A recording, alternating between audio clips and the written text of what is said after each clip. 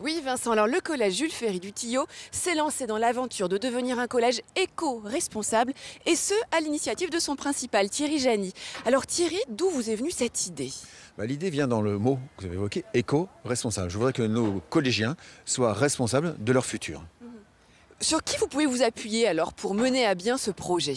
Alors, je m'appuie sur les collégiens, membres du Club Nature, mais aussi mes enseignants dans le cadre de leurs cours, mon collègue CPE et aussi donc mes deux volontaires service civique.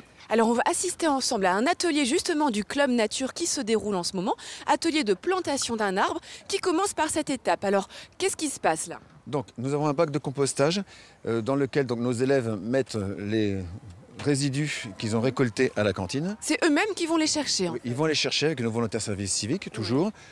De la matière sèche. Oui.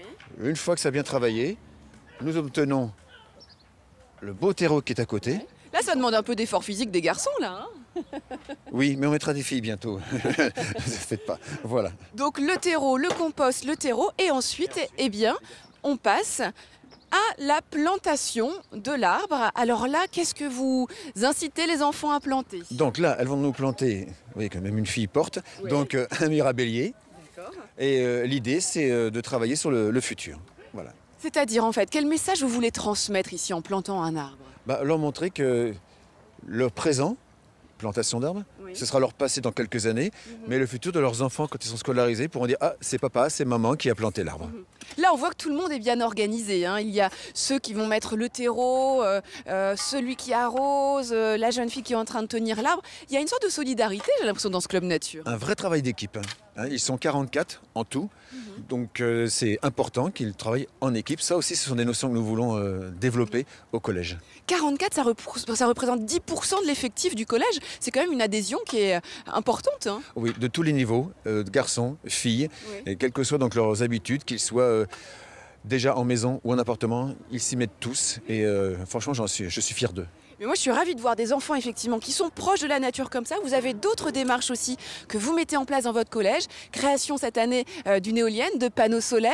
Et puis, bien sûr, le tri, le recyclage de déchets électroniques, de piles, de livres, de papier. Il serait bon que beaucoup de collèges en France s'inspirent de la méthode éco-responsable du collège du Tillot. Oui Vincent, alors le collège du Tillot est un collège rural, il n'est pas un centre-ville, il bénéficie d'espaces verts comme ici. Eh bien c'était l'occasion d'y mettre des animaux. Je retrouve tout de suite Philippe Moquel, vous êtes le conseiller principal d'éducation. Alors juste à côté de la cour, on a une mare, un hôtel à insectes, une prairie mellifère. Quel est l'objectif pédagogique de tout cela? Mais en fait, c'est un laboratoire pour les professeurs de SVT. Oui. Donc ça permet aux enfants de découvrir les animaux.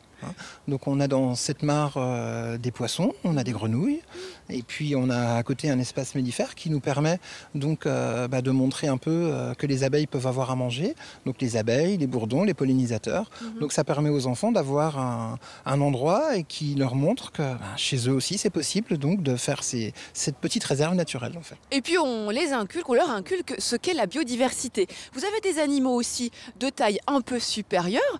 Là cette fois-ci que les enfants peuvent vraiment approcher, comme ici on a Paul qui est en train d'essayer de caresser les poules. Quel est l'objectif pédagogique des poules? Eh bien écoutez, ça nous valorise les déchets de la cantine. Ouais. Donc là on a en direct des feuilles de salade et des grains de raisin. Donc ça permet aux poules donc d'ingérer ces aliments et puis de nous donner deux beaux petits cadeaux peut-être. Alors je vais aller voir justement ce qui se passe derrière, je vais retrouver Paul. Alors Paul, vas-y, tu peux m'ouvrir le nid et on va regarder. Quelle est la récolte du jour? 2 œufs. 2 œufs qui iront ensuite direction le club pâtisserie pour faire des gâteaux. Mais ce n'est pas tout, venez avec moi. Il y a là-bas des jeunes filles qui m'attendent, qui sont en train de s'occuper des lapins du club nature. On a Candice qui vient de donner du foin aux lapins. Maintenant, on a Lilou qui donne de la carotte et du pain. Et puis, je vais retrouver Candice et Lisa. Je crois que Candice voulait nous montrer quelque chose. Je te laisse, Candice, ouvrir.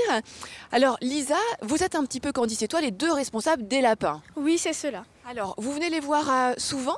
Oui, très régulièrement, en récréation, du temps de midi, le matin, dès qu'on arrive. Oh là là, et alors là, c'est les petits lapins.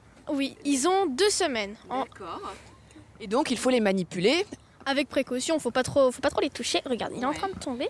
On va juste les montrer. Donc ça, j'imagine que ça vous avait plaisir quand vous avez vu les lapins dans le nid. Ils sont super mignons en plus.